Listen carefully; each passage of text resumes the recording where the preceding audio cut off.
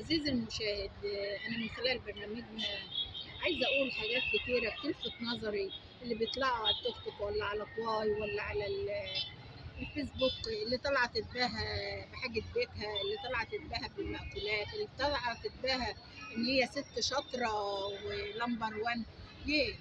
ليه ما نبقاش كل واحد محتفظ على خصوصياته؟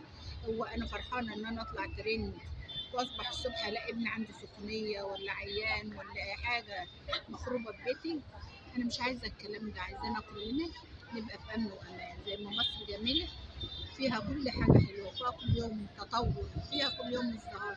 عايزين برضه ولادنا يحافظوا على اسرارهم، يحافظوا على بيوتهم، يحافظوا على دنيتهم، عشان مصرنا تبقى جميله. تحيا مصر اللي عشنا فيها وتربينا فيها وتعلمنا منها. اليومين دول البلد بتمر بمشاكل ضعيفة، بكرة البلد تبقى في خير وسلام، وتبقى انت غنية ومستورة في بيتك. احنا عايزين السترة، السترة في كل مكان.